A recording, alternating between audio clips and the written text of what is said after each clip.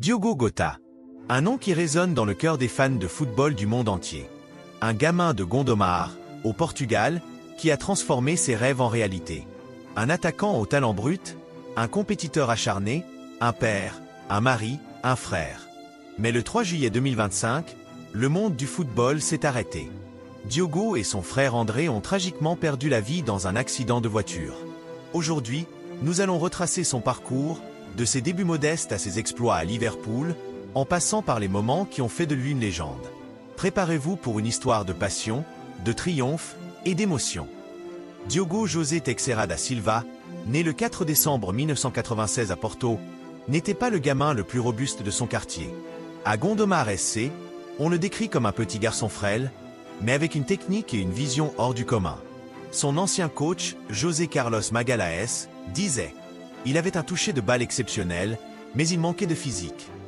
Pourtant, Diogo avait une flamme en lui, une détermination qui le poussait à travailler sans relâche. À 18 ans, il signe à Paços de Ferreira, son premier club professionnel. Là, il marque ses premiers buts en Primeira Liga, montrant au Portugal qu'un nouveau talent était né. En 2015, face à l'Académica de Coimbra, il inscrit un doublé qui fait vibrer les supporters. Diogo Jota commence à écrire son histoire. Ce qui rendait Diogo spécial, c'était son humilité. Malgré son talent, il n'oubliait jamais d'où il venait. Il parlait souvent de sa famille, de sa ville, de ses racines. Ces valeurs l'ont suivi toute sa vie. Après Paços, Diogo attire l'attention de l'Atlético Madrid en 2016, mais c'est à Porto, en prêt, qu'il continue de briller. Il marque 9 buts en 38 matchs, montrant sa polyvalence et son flair devant le but. Puis vient Wolverhampton, un tournant décisif. En Championship, lors de la saison 2017 à 2018, il devient le meilleur buteur des Wolves avec 17 buts, propulsant le club en Premier League. Les supporters l'adorent pour son style électrique, son pressing incessant et sa capacité à marquer dans les moments cruciaux. En 2020, Jürgen Klopp le repère et le fait venir à Liverpool pour 44,7 millions d'euros. À Anfield, Diogo devient une arme redoutable. Souvenez-vous de ce but acrobatique contre Arsenal en 2021, ou ce doublé décisif en Carabao Cup 2022. Chaque match, il prouvait qu'il méritait sa place parmi les plus grands. Diogo n'était pas seulement un joueur. Il était un coéquipier, un guerrier. Ses coéquipiers disaient qu'il jouait avec le cœur, comme si chaque match était une finale. Et pourtant, il restait ce garçon simple, passionné de jeux vidéo, qui dominait même sur FIFA en ligne, devenant numéro 1 mondial en 2021. Avec la Seleção portugaise, Diogo Jota a incarné l'esprit combatif du Portugal. En 49 sélections, il marque 14 buts, souvent dans des moments clés. En 2019, il soulève la Ligue des Nations aux côtés de Cristiano Ronaldo. Et en juin 2025, il remporte un second titre dans cette compétition, entrant en jeu lors de la finale contre l'Espagne. Pour les Portugais, Diogo était plus qu'un joueur. Il était un symbole de résilience, un gamin de Porto qui portait fièrement les couleurs de son pays. Cristiano Ronaldo, dévasté par sa perte, a écrit « C'est inconcevable ». Ces mots résument le choc ressenti par tout un pays. Diogo jouait pour son pays, mais aussi pour sa famille. Il parlait souvent de l'importance de rendre ses parents fiers, de montrer à ses enfants qu'avec du travail, tout est possible. Ce dévouement rend sa perte encore plus déchirante.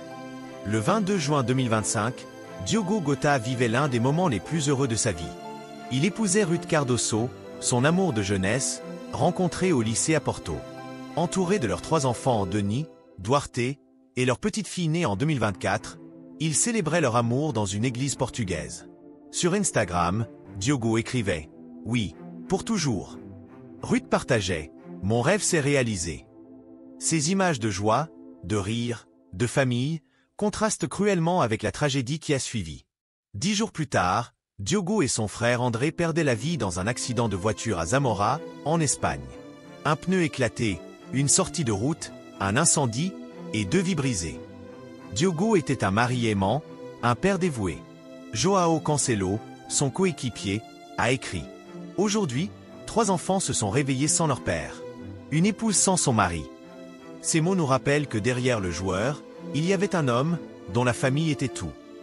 Le 3 juillet 2025, le monde du football pleurait Diogo Jota.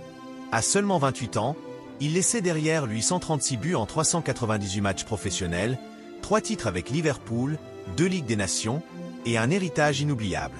À Anfield, les supporters ont déposé des fleurs, des écharpes, des messages.